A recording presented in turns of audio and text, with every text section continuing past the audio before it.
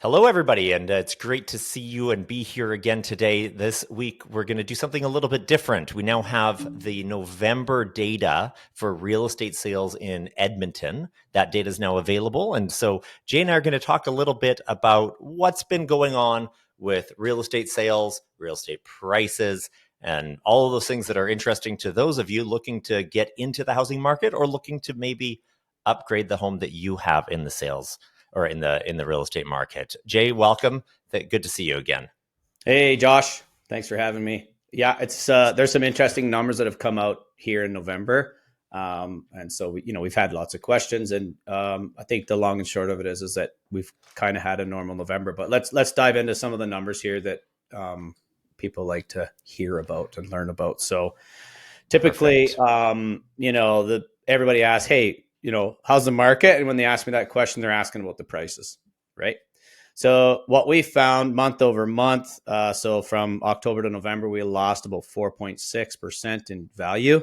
Year over year, we're about 1.4%. Super normal, this is what happens.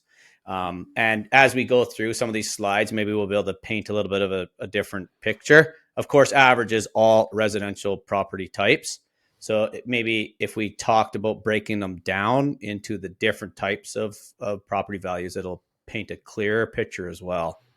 Yeah, As that you one can where we're see, showing everything is always kind of misleading, right? Because yeah, we see that sometimes we have more detached homes selling, especially when prices are lower. But as prices go up, then we start to see more of the smaller, more entry style homes coming on and being purchased. yeah, absolutely. And honestly, it's about affordability right now and what people are able to get qualified for. There's a big spread, a detached home. So that just means that it's not attached. It's not a duplex. It's a single family, right? So those are $467,000 valuation and price. If we go to a semi-detached, which is like a duplex, 361,000. So already we're over $100,000 difference, right? We go into a row house or a townhouse. So these can be condomized and or not, right? And they're 271,000. So there's a $200,000 spread. Interestingly, in the sale prices though, if you look at the row or townhouse, there's a lot of pressure on this market, up almost 5% month over month, year over year, 15%. So, if you bought a townhouse a year ago, you look like a rock star at 15% gain, right? Semi-detached down 10% year over year. You only lost a half a percent. Interesting. Detached homes down almost 2%, but yet still up 1.5% over the year. So it's about affordability. And it's about, what can we buy with the money that we got? So if we take a look at the amount of sales happening in the market, what is it that you can tell us about that and how that's impacting the decisions that people are making? Right. So no one likes a red arrow. It looks scary. Month over month, we're down 8%, but year over year, we still got this big net sales gain.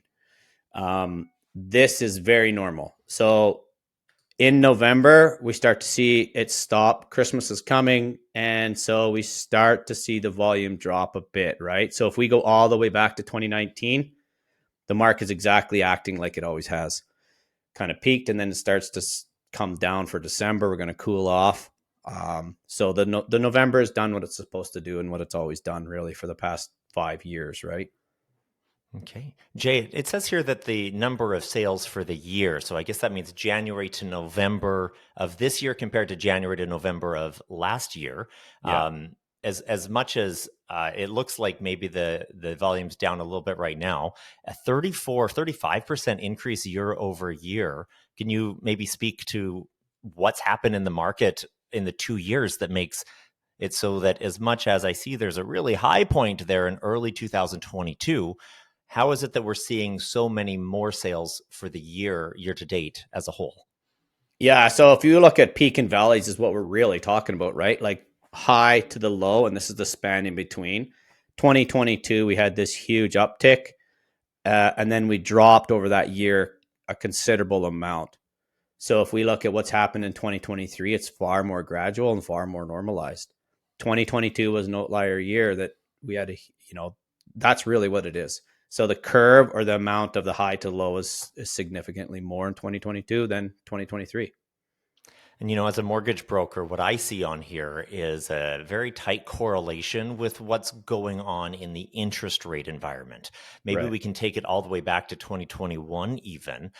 In the early part of 2021 and throughout most of that year, we saw interest rates under 2% for a 5-year fixed term, which was historically the lowest it had ever been. Mm. Even if we were looking at kind of the previous 10 years, rates had been kind of closer to that 3% range for most of that period of time.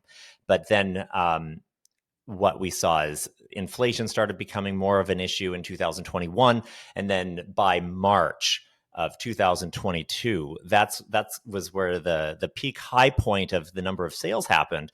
But as soon as the Bank of Canada started doing their interest rate increases, and we are already seeing fixed rate increases happening, that is quite the downward slope there in 2022. It almost looks like that was engineered by fiscal policy by the Bank of Canada. Well, When emotional you were driven talking to too, right? people, what were you getting? Yeah, it's emotions too, right? Because there's a lot of people in 21 that had rate holds. They weren't sure what was going to happen, and then when they're like, "Okay, interest rate is rising, we're jumping into the market." That's the spike. But when I look at this, I just say like it looks like we're returning to a normal market. That COVID and interest and all that stuff, we're going to slowly see that impact leave, and we'll be back to a typical market. And, we're still seeing volume, it looks like, here in 2023. If I try to compare that bump to, say, the 2019 bump, which Yeah, was obviously the full year prior to COVID arriving on the scene, yeah, it looks like we're still up from yes, that point. yeah. There's so much optimism, and there's so much things happening here that in Alberta, of course, right? We got the advantage. Edmonton's got so much things happening. So, Okay, so what uh, can we say about the inventory? What's going on as far as listings? right. So this is the number of new listings that we've had. A huge drop from last month, which again is typical. Year to date, we're still up, right? So we've had more listings, about 6 or 7% almost. But yeah, month Hmm. over month, they're going to drop. People are like, you know what? I'm not selling before Christmas.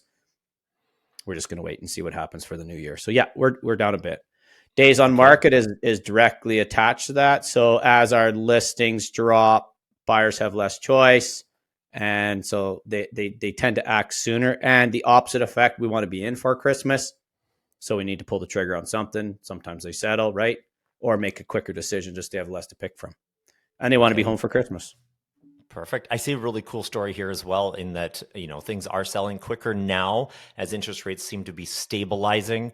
Right. Obviously November is always what it is in November, later in the year when things start to slow down. But it looks like things are selling faster now. And I think if we look back at these other ones just one more time, the total number of sales is up significantly year over year, but the total number of listings isn't up. Um, Yeah. I guess it is up as a percentage, not as much, right?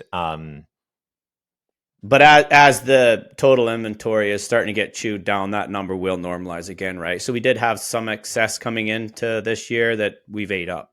So we've Yeah, lost some that's what I was inventory thinking. overall. Yeah. As purchases slowed down later in 2022, we had kind of too much inventory in Yeah. the market, and Yeah. that's renormalizing. So it looks like, going into 2024, that we'll see things maybe a little bit more normal.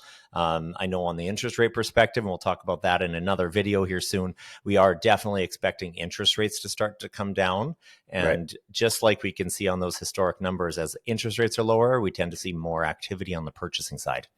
And Yeah. of course, Yeah. Edmonton remaining really the last really affordable major housing market in Canada. There's a lot of reason we're going to see people moving to Edmonton. We'll talk about that on another video soon as well. But would you agree there's a really good argument that Edmonton's values are going to stay pretty stable and with the upward pressure? Yeah. Yeah. And I mean, we'll talk about this more later. Even from my own personal experience, this is mirroring what happened to me when I left Calgary and came to Edmonton so many years ago. And it's setting itself up to do what it's done. History seems to repeat itself. Of course, you can't take that to the bank because there's anomalies that come in, but it looks like 100%. Yeah, I'd agree. So Okay, that's where awesome. we're at with that. Fantastic. Well, Jay, Yeah. it's been great chatting with you again, like always. You're a wealth of information. It's really cool looking at the data, at the information, and knowing that we're sharing good information and sharing good kind of expectations with our clients. So thanks Yeah. for everything there, Jay. And thanks everybody for watching. Make sure you click subscribe. We are providing updates like this every single week, and we look forward to helping you into 2024 and beyond.